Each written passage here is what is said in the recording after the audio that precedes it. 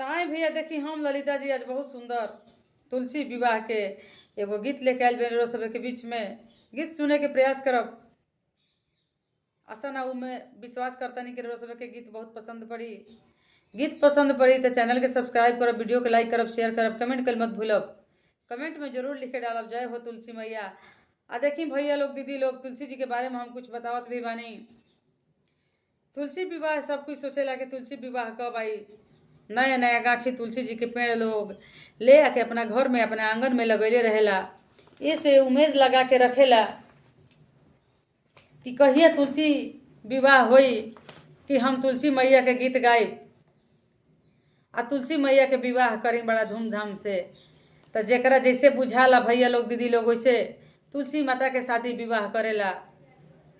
तो देखी इस बार पड़ता तारीख 15 आ दिन मंगलवार।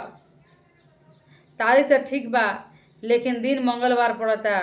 वो दिन तुलसी जी के पेड़ कैसे लोग छुई, ना छुअल जाला।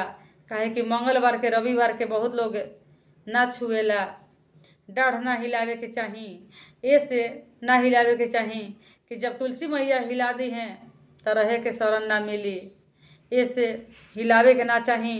एकादशी से छूट रहेला पूर्णिमा तक। रौरा हो बीच में कहियो बियाह कर सकतनी, द्वादशी में करी आ चाहे जब तक पूर्णिमा नहीं खे आ जात पूर्णिमा तक रौरा शादी कर सकतनी। द्वादशी से लेकर के तब पूर्णिमा के कर ली, चाहे तो द्वादशी में ही कर ली, चाहे बीच में कहियो कर ली। लेकिन मंगलवार के रविवार के तुलसी जी के हमार हाथ जोड़ी बा। जो हमरा अच्छा लागल जैसे हम करतनी, जैसे हम करीला वैसे हम बतावतनी। रोज सब छुए के कोशिश मत करब।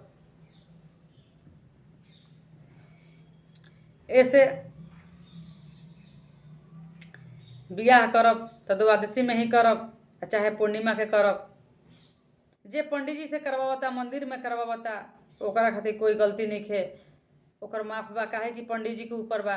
आ जे अपना से अपना घर में करता तुलसी माता के चौतरा बना के कोई करता, बड़ा साज धाज के करता, तो जरूर डाढ़ हिलिए जाई। सिंदूर लगेबे करब, डाढ़ हिलबे करी, चूड़ी पहनबे करब, श्रृंगार के सामान चढ़ेबे करब। तो हमने के अच्छा खातिर करता नहीं जा, खराब खातिर कोई ना करेला। ऐसे कोशिश करब जा कि मंगलवार छोड़ के रौरा कहियो दिन कर ले हम, मंगलवार रविवार छोड़ के। तो देखिए एगो भजन भी बा। अरे नारायण पूछे तुलसी से, नारायण पूछे तुलसी से, अरे दिलवा के बात हो। नारायण पूछे तुलसी से, नारायण पूछे तुलसी से, दिलवा के बात हो। नारायण पूछे तुलसी से, किन्हीं कोरोना में सिंदूर, किन्हीं कोरोना में सिंदूर,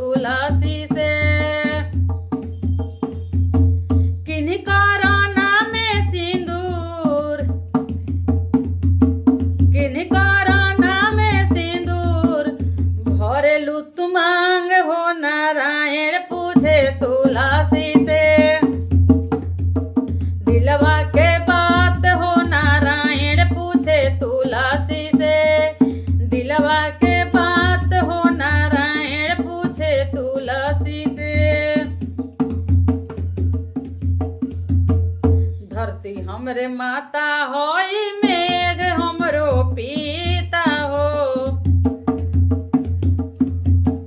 धरती हमरे माता होई मेघ हमरो पिता हो। गोकुला नगरिया में अरे भइले बियाह हो। नारायण पूछे तुलसी से दिलवा के बात हो। नारायण पूछे तुलसी से दिलवा के बात हो। नारायण पूछे तुलसी से किन्हीं कोरोना में सिंदूर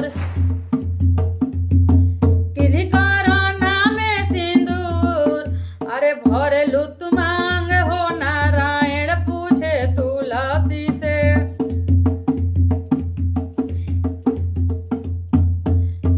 दिलवा के बात हो। नारायण पूछे तुलसी से दिलवा के बात हो। नारायण पूछे तुलसी से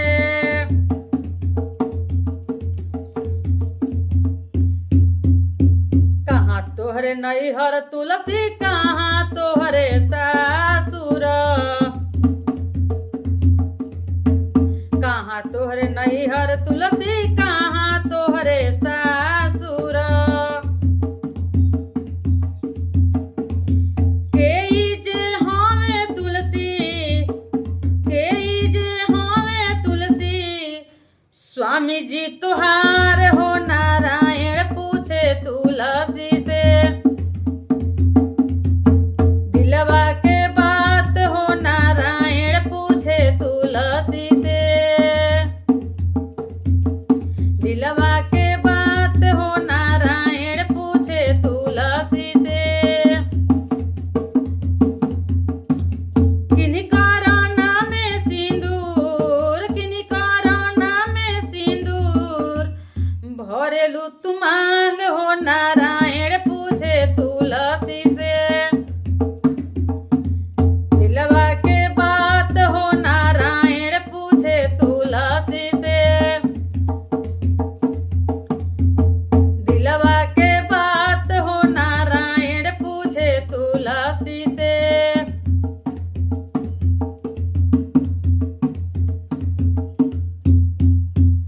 गंगा हमरो नैहर हो। जमुना तीरे सासुर गंगा तीरे नैहर हो। जमुना तीरे सासुर कुंवर कन्हैया हवे स्वामी जी हमार हो। नारायण पूछे तुलसी से अरे दिलवा के बात हो। नारायण पूछे तुलसी से दिलवा के बात हो। नारायण पूछे तुलसी से किन्हीं कोरोना में सिंदूर भरेलू तू मांग हो। नारायण पूछे तुलसी से और दिलवा के बात हो। नारायण पूछे तुलसी से दिलवा के बात हो। नारायण पूछे तुलसी से दिलवा के बात हो। नारायण पूछे तुलसी से